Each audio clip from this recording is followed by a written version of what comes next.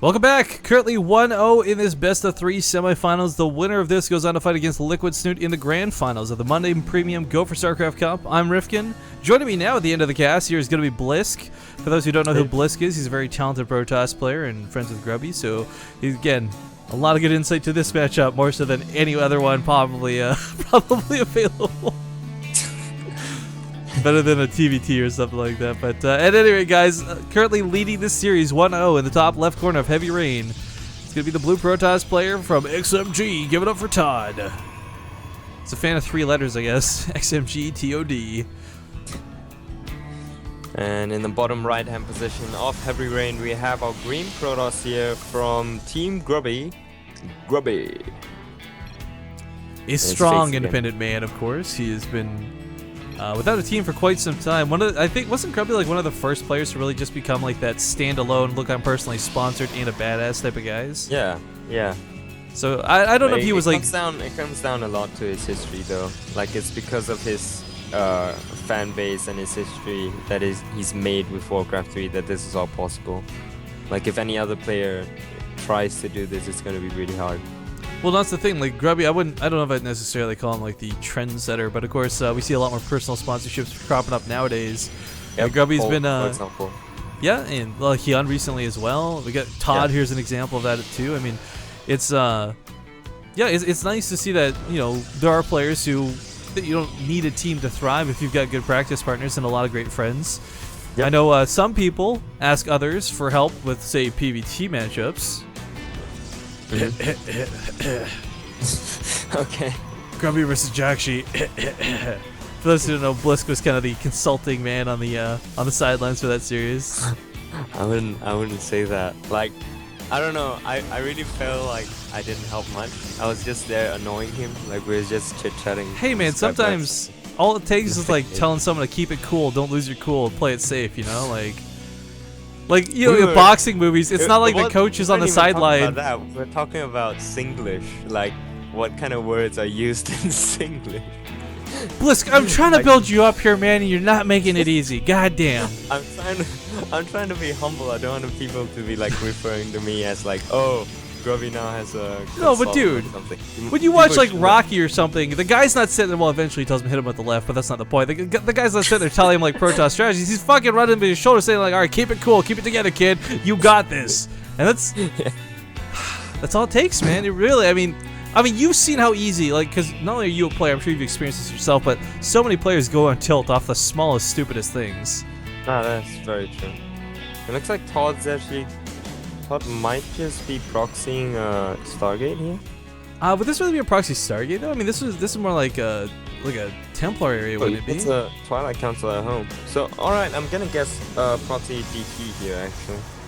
Yeah, because I was gonna say that if you're gonna proxy Stargate, you don't usually like. Why not just do it from in base if you're gonna do it from out here, right? Meta, like oh wait, look at the pathing of Grubby's Mothership Core. I don't think it will be going up there. No, he's just looking for pylons at the moment to make sure that nothing crazy is gonna happen. Of course, for Grubby right now, he's gonna look at the way Todd has made his build order. Like the way he's made 2 gates and making stalkers behind this just makes it really look like it's gonna be a blink build. And Grubby has to be really meticulous when he scouts in with his Oracle and has to see exactly that Twilight Council isn't going for blink. Like it's really hard to spot because those lights running up and down the Twilight is just gonna go just such slight bit faster if you're going blink. It's really hard to spot even for me. I've played so many PvPs, but it's really difficult for me to spot. So I really have to see pylons and additional tech structures. But this Robo might give it away here. Well, so let's be honest too. You're gonna see Chrono Boost. You should come down on that baby as well if it's gonna be like something blink. But if Todd sees the Oracle coming in, I mean, you can see him most likely try to Chrono Boost the Twilight Council right as the Oracle tries to leave to fake the... I would really like that, actually. Yeah. Because Todd's been doing some pretty cheeky, sneaky stuff. Like, smart, mind you, but like still cheeky nonetheless in these series. And for Grubby, the second Oracle coming out is going to be quite critical. The Stalker! The Stalker! Okay, he finds it. Well, you know, here's the thing though, right? It's not like suddenly, okay, now a robo's gonna go down and an observer will be out and Tal will be shut down. I mean, the oracles are already out. He's already got the option of Envision. Dealing with the Dark Templar weren't going to be an impossibility in the first place. And like we pointed out in the last game, Grubby and TOD, they both get these sentries out early on. Well, I don't think TOD did this time, but a big point of getting the sentry out like this, guys, it's a catch-all. Grubby should be watching his ramp here. He knows. There we go. 7 minutes. Dark Templar. Bam. Traps it in with the Envision, kills it as well, and TOD is shut down. Yep, definitely worth it to go for. But Grubby has yet to scout the pylon here at the side of his third base, basically. I don't know if that's going to be a problem for a little bit, though. I mean, TOD's now go for a blink kind of as the backup to what just happened. As long as Grubby stays defensive, it won't be a big issue. But if he starts to get if he starts to move out on the map with units, he has to make additional observers and cannons to really be defensive there. And looks like Warp Prism coming here for TOD, so he's gonna try to warp in, like do a double warp in here, and you can see that he has another pylon placed towards the left third base, I guess, of Grubby. So it's easy to warp in a DT there and then try to pick it up with the Warp Prism, drop it in the main, and most likely run another DT into the natural, forcing Grubby to basically split his army into two. That was a really nice revelation. He just covered everything TOD had, TOD has at the moment. So he gets the army, which is whatever, but the Mothership Core is kind of like the critical thing you tag with that, because that's always going to be with the army. The Mothership Core is never going to be like not the heart of what you're doing, but TOD is going to work with a couple Dark Templar down here to the south. One for now. Will he go for two? War Prism's going to pick this up and try and drop him in the main. Grubby, does he have... Oh, he's got an observer actually coming out at home too, so even though TOD might get a worker kill or two here kind of out of a surprise factor, I don't think Grubby's going to take too much damage from this. Want to make a bet? I say 6 kills. 6 worker kills. Okay, we'll see what happens. 2, 3. Nope. 4. Nope. 3. 5. Oh my god. You can't just count time, man. It doesn't work like that. No, I'm counting the one in the the natural as well. too. So okay. Went up to 11 kills. Okay, so you're right, my bad. I was just watching the one in the main because that's what I was talking about, but 11 kills. That was way more than enough. Yeah, to make it worthwhile. He pops the Envision too, which isn't a big deal, but of course that means there's no energy for another attack later on. But still another Warp Prism ready. It actually picked up that Dark Templar, so it didn't get killed in the main even. Did actually save that one. Grubby's going for Colossus right now, but it's still going to be really hard. And on this map, it's quite wide open if you're grabbing the third below your main. So that's going to be one of the difficult TOD picking up issues this Warp as Prism? well. Or sacrificing it? What's he doing here? Mostly just scouting, I guess. He doesn't want to use. He doesn't have many sentries at home because he's burning all the gas on DTs, and he's just using the Stalkers right now with Blink to defend versus Oracle. So the only scouting option he has is really the Warp Prism, as he doesn't have Hallucination nor an Observer out on the map quite yet. That's actually a pretty good point. I hadn't considered that. Blink though revealed here out of TOD. Now this is not in and of itself a big deal, but it's going to give TOD a lot of maneuverability for dancing around early on. But once Colossus are out, like Grubby's, he's already getting those Colossus pumped. Tries to do a bit of damage with the Oracle. Unfortunately, doesn't really kill too much with it. Yep, kills off the Sentry again. So again, forcing TOD to have to use different kinds of scouting techniques. Scouting, yeah.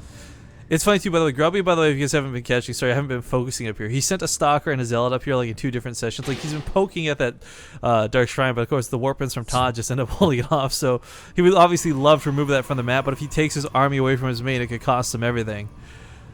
Blink is going to be a little bit hard to maneuver around. I think with an overcharge combined with the one Colossus, he'll have a little bit of damage, but of course, blinking on top of the Colossus, Stalkers are going to take this thing down so quickly. Yeah. Right now, Grubby's army just looks so small compared to that of TOD's force. And with TOD's maneuverability, it's going to help him out a lot as well. And looks like he's going to blink up to the main, but just half of them. Misclicked it a little bit too quick with the blink. You only need like, was it 4 to one-shot a probe, right? So you can. Yep, 4 to one-shot a probe. If you're gonna go for surgical strikes, all of it. Yeah.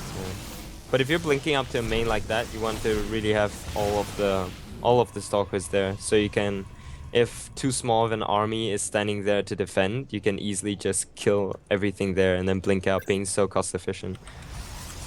Like PvP is all about preserving units because it's a mirror matchup. So you want to have all the units that you possibly can in all situations, and basically not lose more resources than your opponent. If you're losing more resources than your opponent, basically you have less resources to go into the rest of the game. It's, I gotta give, Grubby's been trying to get back to that mineral line several times. The Oracle coming in once more, but he's just really not getting a lot accomplished. Todd's on top of this between the cannon and the stalkers for defense. Drives it back once more. Doesn't quite kill it, but of course once he does, it's gonna definitely lift the weight off his shoulders. Does Grubby know? I don't think Grubby knows that the stalkers are still here, by the way. Like, he obviously saw the attack earlier, but this is a scary thing to consider because he's not just chilling. Just chilling. Those stalkers just living life on the edge. Yeah. Well, literally. Yeah, literally. I was gonna say that. This time, actually, it's kind of curious. Last time, Todd was the one who went for the armor upgrades, and Grubby couldn't. Now, a bit of a role reversals. Grubby's the one who's got the armor upgrades coming up, both on their 2-2 in pretty due time. And Grubby with the sort of late game Dark Shrine. Now, this could possibly just be because he wants to get some cheaper Archons out kind of quick. But also, if he can catch Todd without an Observer, I mean, a Dark Templar 2 could certainly do a bit of damage, but Zealot Scrap Fight not going to go too well there. Again, Revelation on the abilities here in the natural. I don't know about you, man. I mess that up all the time. Todd sees Grubby move out of his base, so immediately runs back in here. So that's exactly the reason why he was doing that with the stalkers right there. But even so, he's not. Yeah, Mothership Core does save.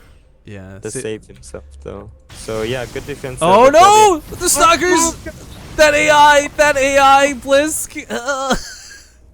For those who don't know what just happened, Todd most likely clicked back home. But because it's in a weird spot and the canyon's actually a shorter rush distance, the stalkers tried to pick this path to go on instead of the proper path. Oh, man. Grubby cancel this third? I think it's a misclick, but... Well, it's a DT there, so maybe it was...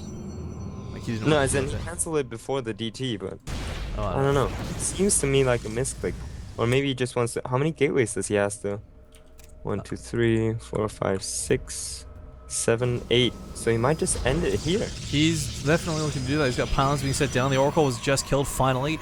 You know, picking off a lot of stalkers like that too is a big tell. That was a big part of what Todd had. Like blinking forward on top of the Colossus to focus them down was kind of the best thing he had going for him. Six Colossus versus 3 though. Well, not all 6 are over here though, right? So. Yeah, he's gonna wait for them for sure. Maybe just poke a little bit with the initial 4. Yeah, he's just gonna get some free zealots for now. Forces off that overcharge pretty darn quick.